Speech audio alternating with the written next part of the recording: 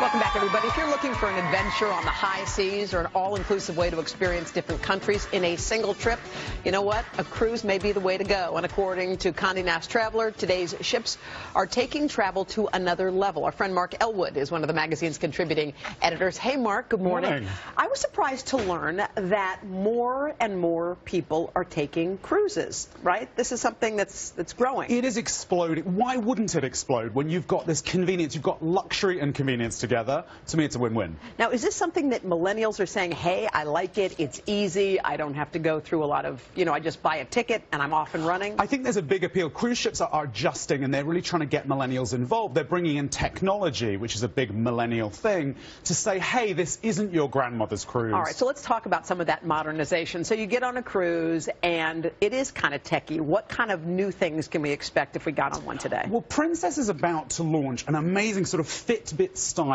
gadget that can do almost everything except make your bed. Like what? It will let you into your room, you can pay for anything, you can find each other on the ship just waving it around. It is Star Trek-like. But you can also have on Royal Caribbean, they already have a robot bartender. Oh, well, okay. The answer is yes. You say, yes. Shake and stirred programmed, that martini how you want. Is that right? You talked about Fitbit. There is, usually when I think of cruises, I think of blobbing out, laying on the deck and not doing anything. But they're getting more health-oriented. There's stuff to do in that way. You can indulge. Look, you can indulge. A cruise is a vacation, but lines like Oceania and MSC have gotten really into the fitness. They've got jogging coaches. They've got trainers who are certified by Canyon Ranch, which is an amazing spa. Wow. And there are also really kind of high adrenaline activities. So on Royal, I took this crazy kind of skydiving simulator. What? And then on Carnival, there is a ride around the ship that you pedal your way around. By the way, just quickly pricing. Pretend someone wants to go on one for a week or whatever. What's an average cost for a cruise for a person? I think you want to allocate about $1,000 no matter what if you want a really, really good experience. It can vary. And you obviously want to get good deals thrown in, but I'd give yourself at least $1,000. Now, you say that cruises are attracting foodies. I remember I was on a cruise once and they opened up a midnight buffet and I said, how weird is that? Who would ever get in line at midnight? 2 days later at 11:59, I'm like, why isn't this thing open? But it now is something where foodies go.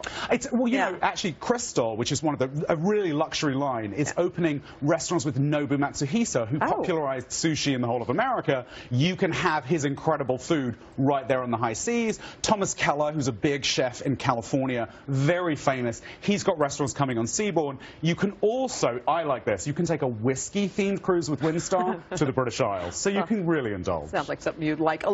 Usually when we think of cruises, we think of going to the Caribbean and cruising around those islands, but there are other places you can go. The Caribbean is one of the best, most popular destinations, but we're always looking for a bit of freshness in cruising. And now, of course, Cuba is a big new destination. It was always hard to reach politically rather than geographically. Last December, a whole load of lines like Regent and MSC were granted the right to sail to Cuba. So you can now have an itinerary where you explore this incredible culture very easily. The infrastructure in the island's a little rickety, so you want to sail around it. So the idea is you get off, you spend the day, and you get back on the cruise ship. Panama's another place. Absolutely. Yeah. Panama Canal, 9 years, $5.2 billion, doubled the capacity of that canal. So it meant that larger ships can get there. Panama is appearing on more and more itineraries. It's a lovely bonus place in buy a Panama hat. If you're looking for a good value and you want to take the kids, what would you recommend? I would recommend, great value at the moment, is heading to Alaska. Alaska was often an older skewing crowd loving the scenery, but now Disney is sending its cruise ships up there. You can watch a Frozen show with a frozen landscape. You've got Norwegian launching a special Alaska-aimed cruise ship. Seabourn's gone in there.